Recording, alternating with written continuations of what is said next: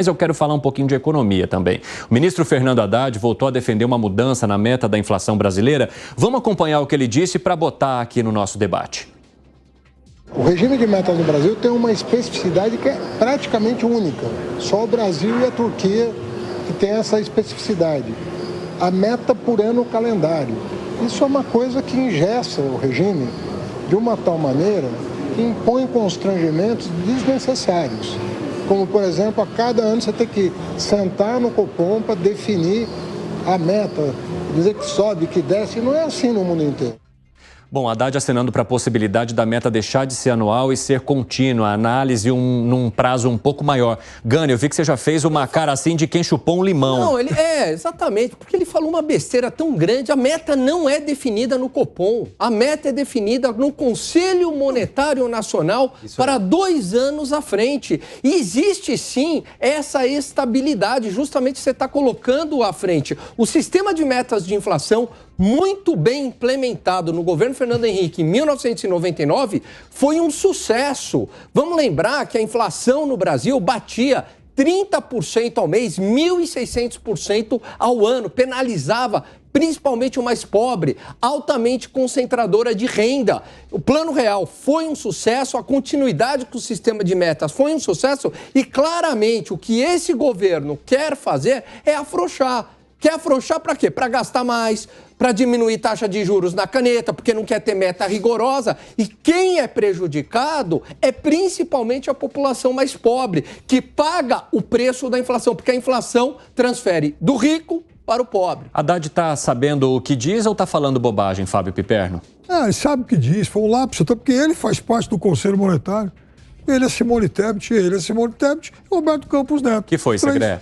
É o presidente, não é somente que faz parte. Isso. Haddad é o presidente do Conselho Monetário Nacional, que tem como atribuição, junto com a Simone Tebet, ministra de Infraestrutura, de Planejamento, e junto com o Campos Neto, presidente do Banco Central, determinam a política da meta de inflação, esticada para 2 anos, e com uma questão muito interessante.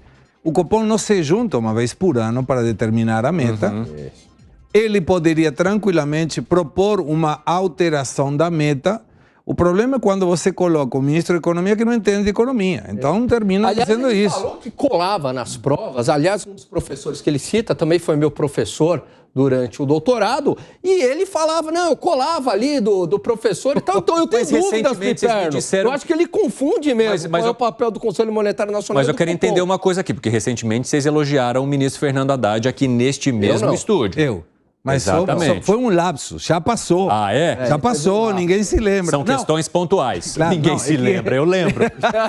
Eu lembro. Sabe por quê? Quando a gente tem claramente uma ideologia, um pensamento até econômico, mas se tem alguma coisa bem feita pelo governo, por que não elogiar? Sim. Eu acho válido. Agora, nesse caso em particular, e tomo a fala do Alan, quando o Fernando Henrique Cardoso implementa a meta por inflação, naquele momento o Banco Central não era autônomo como hoje, ele incrementou 2 questões e apoiava a economia em 3 pilares. Liberdade cambial, que você gerando oferta, controla o tipo de câmbio, não precisa restringir. E a outra questão era superávit fiscal. Eram os 3, superávit fiscal, meta por inflação e liberdade cambial. O ministro que deveria fazer é continuar, porque na única vez que isso não se continuou, desde 99 até hoje, foi no governo Dilma. E terminou no que terminou. Então, eu acho que seria bom ler um pouquinho mais o ministro da Economia de Economia. Piperno, desculpa, eu te interrompi aquela hora e o debate acabou se alongando aqui, eu não te ouvi por completo. Vai lá. Por isso, ele enfim, está lá no Conselho Monetário Nacional, tão evidente que é um lapso, enfim. Essa fala dele foi um lapso? Sim. E você acredita e você acha que essa defesa dele de uma mudança na meta de inflação é crível ou não? Eu acho que é um tema muito sensível para ser mexido agora. Porque, veja, a gente está no momento de votação de arcabouço fiscal.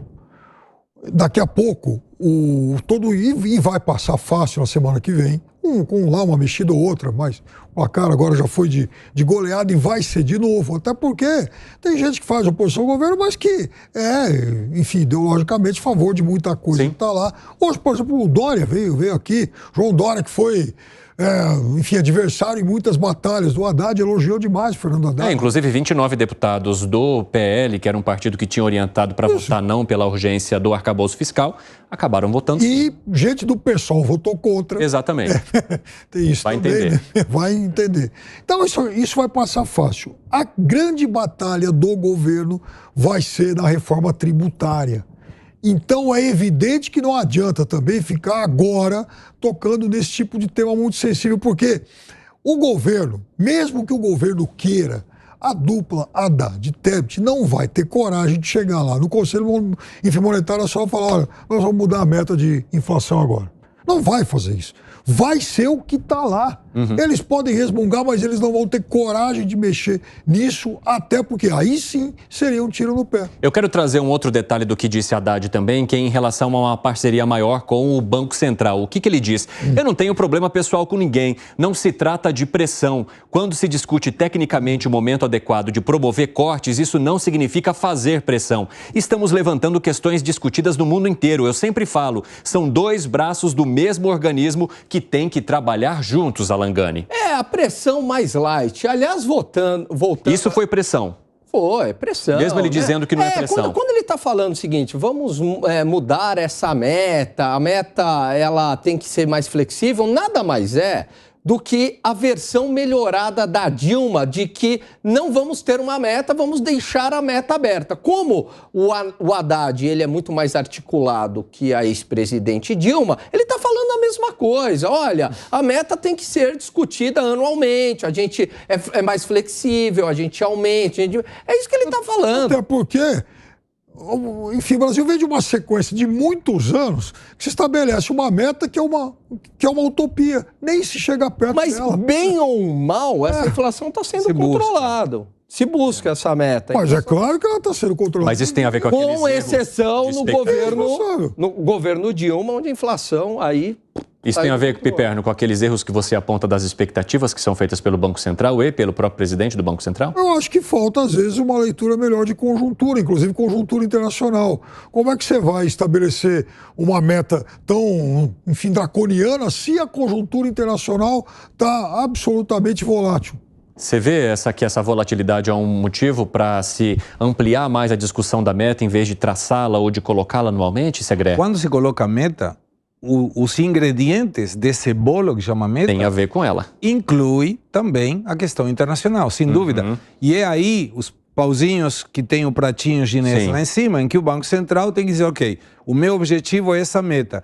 Então eu tenho que considerar questões de conjuntura local, questões políticas, questões de preço de commodities, questões de expansão monetária, um monte de questões. Agora, isso pode ser também, Evandro, outra questão. Solto um balão de ensaio para ver o que a população fala.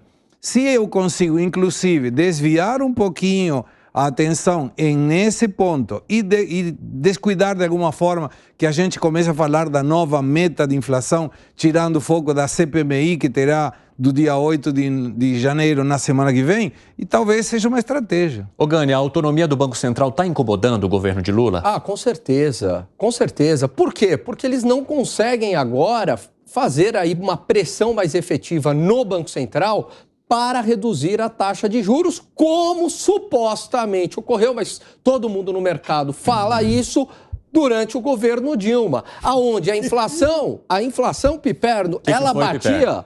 Quase no teto da meta. Qual que Tem alguma coisa que o Gani falou que está errada aqui, Piperno?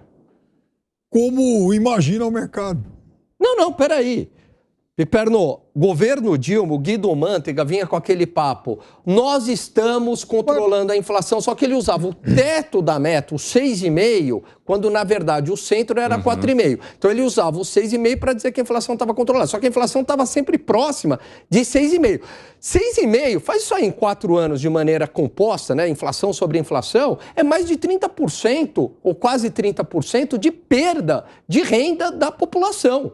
E o que aconteceu com o Banco Central naquela época? Começou a reduzir taxa de juros, não tinha o menor sentido. O pessoal no mercado falava assim, não, a gente opera a cabeça da Dilma agora, a gente não opera mais inflação. O que aconteceu, Evandro? Inflação voltou, não veio crescimento econômico e a taxa de juros a 14,25. Não se sustentou. Vamos lá, um giro rápido para a gente arrematar esse assunto. Foi uma depressão econômica e além disso, só ficou naqueles 3 pilares que nós colocamos, só ficou liberdade cambial, porque a meta saiu e não tinha superávit fiscal. Piperno? Eu acho que o mais honesto é comparar Lula com Lula e não Lula com Dilma. Aliás, os resultados, a gente vai falar disso depois, Esse né? Lula mudou, Enfim, hein? os resultados, então, aí que está o negócio. Os resultados da economia estão aí para a gente ver. Então, é o seguinte, uma coisa é comparar Lula e com os resultados atuais. Outra é comparar Lula com Dilma mais as péssimas expectativas do mercado que, felizmente, não estão se concretizando.